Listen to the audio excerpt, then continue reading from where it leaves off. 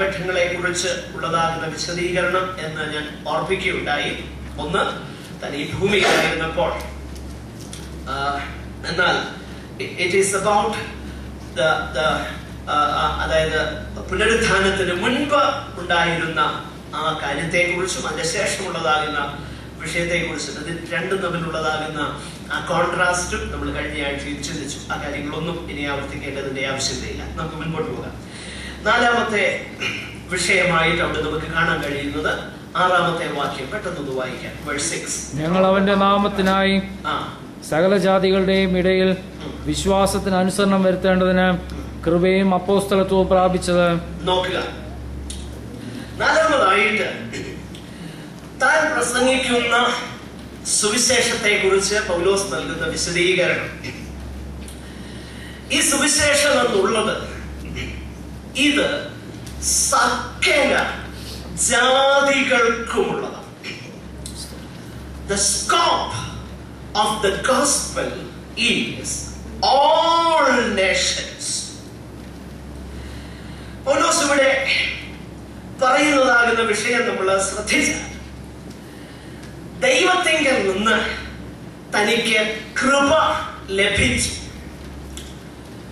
ജാതികളുടെ അപ്പോസ്തലനായിട്ട് ദൈവത്തിന്റെ സുവിശേഷം പ്രസംഗിക്കുവാനായി ദൈവം തന്നെ വേർതിരിച്ചു.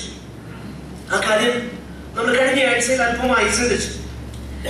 ഇവിടെ ദൈവത്തിങ്കിൽ നിന്നും തനിക്ക് കൃപ ലഭിച്ചു.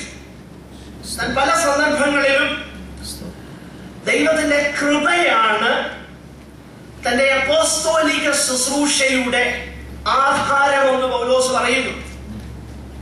ഞാനാകുന്നത് കൃപയാൽ ആകുന്നു. ദൈവത്തിന്റെ കൃപ എനിക്ക് കിട്ടിയത് കൊണ്ടാണ് ഞാൻ അപ്പോസ്തലനായി തീർന്നത്. ഈ കാര്യങ്ങളൊക്കെ പൗലോസ് പറയുന്നു. എന്നാൽ അങ്ങനെ ലഭിച്ച ആ കൃപയിൽ താൻ ദൈവത്തിങ്കൽ നിന്നും ഐക്യപ്പെട്ടവനായി, വേർതിരിക്കപ്പെട്ടവനായി, താൻ സുവിശേഷം പ്രസംഗിക്കുവാനായിട്ട് ദൈവം തന്നെ വേർതിരിച്ചപ്പോൾ ആ കാര്യത്തെ കുറിച്ച് താൻ പറയുമ്പോൾ അതിന്റെ മറ്റൊരു വശം കൂടെയാണ് പൗലോസ് ഈ വാക്യത്തിൽ താൻ ഉൾക്കൊള്ളിച്ചിരിക്കുന്നത്. അതെങ്ങനെയാണ്? സകല ജാതികളുടെയും ഇടയിൽ. അപ്പോൾ യഹൂദനായിരിക്കുന്ന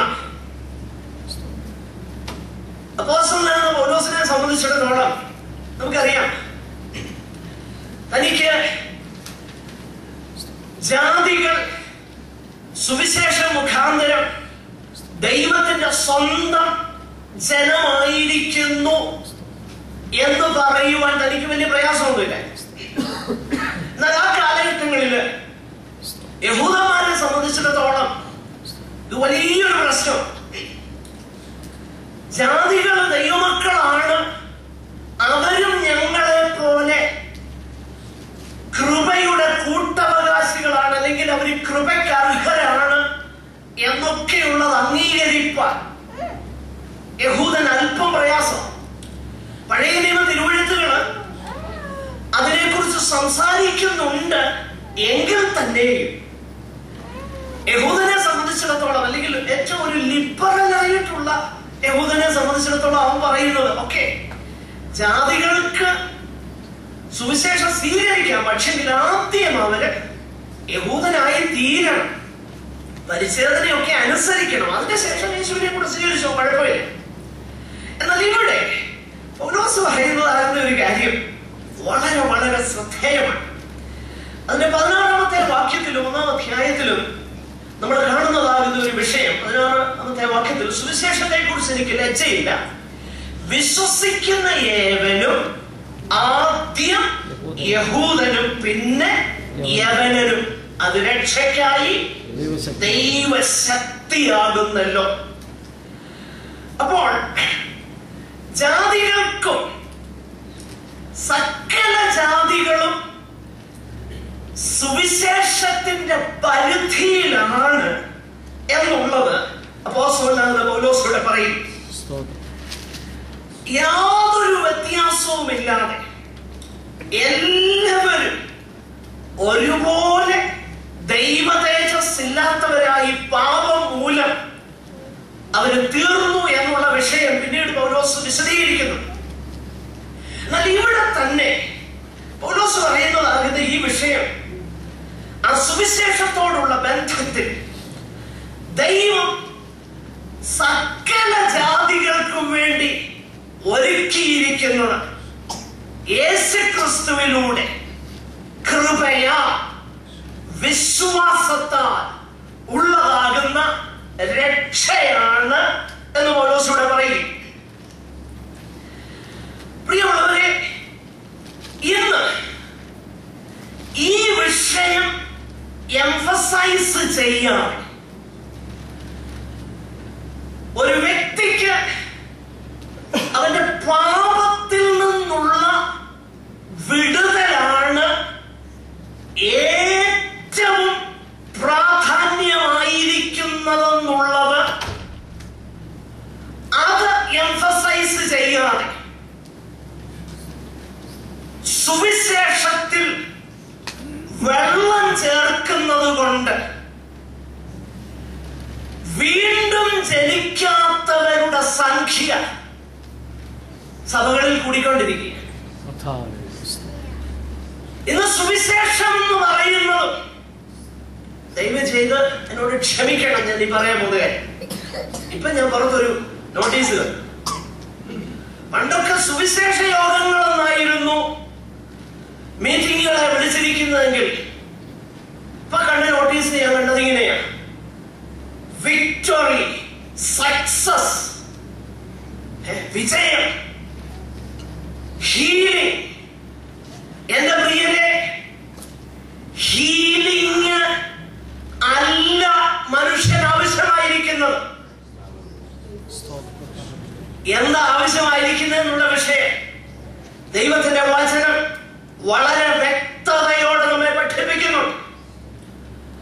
അപ്പോസ്തലന്മാർ പ്രസംഗിച്ച സുവിശേഷം ഇന്ന് പലയിടങ്ങളിലും കേൾക്കുന്ന സുവിശേഷമല്ല. അപ്പോസ്തലന്മാർ പ്രസംഗിച്ചതെന്നറിയാമോ?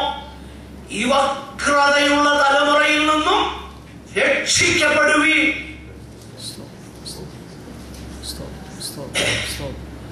പലരും എന്റെ പ്രസംഗത്തെ കുറിച്ച് കമന്റ് ചെയ്യുന്നത് ഞാൻ കേട്ടിട്ടുണ്ട്. അതിലൊന്നിങ്ങനെ, ഈ ഉപദേശം എന്തിനാ എന്നും ഈ നിത്യതയെ കുറിച്ചൊക്കെ പറയുന്നു. ഇൻഡസ്ട്രിയൽ ഏരിയയിലൊക്കെ ജോലി ചെയ്യുന്ന കഷ്ടപ്പെടുന്ന പാവ സഹോദരന്മാർ വന്നിരിക്കുമ്പോ നിത്യതയെ കുറിച്ചൊക്കെ എപ്പോഴും ഈ ഉപദേശം പറഞ്ഞുകൊണ്ടിരുന്നാൽ എങ്ങനെ?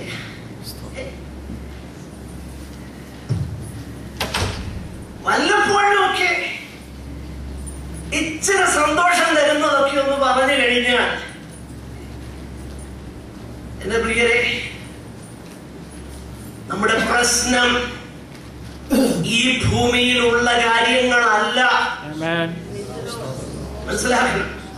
ഞാൻ ഈയിടെ വായിച്ചുകൊണ്ടിരിക്കുന്ന ഒരു പുസ്തകം ഞാൻ വായിച്ചു കഴിഞ്ഞിട്ട് ആവശ്യമുള്ളവർക്ക് തരാം.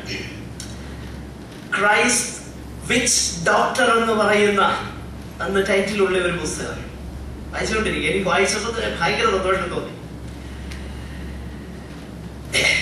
സൗത്ത് അമേരിക്കയിലെ ബ്രിട്ടീഷ് ഗുനിയ എന്നറിയപ്പെട്ടുകൊണ്ടിരുന്ന ആ സ്ഥലങ്ങളിൽ ആമസോൺ റെയിൻ ഫോറസ്റ്റിൽ വസിച്ചുകൊണ്ടിരുന്ന ഒരു ഗ്രൂപ്പ് ആദിവാസികളുടെ ഇടയിൽ സുവിശേഷം ചെന്നതിനെ കുറിച്ചുള്ള ചരിത്രമാണ്.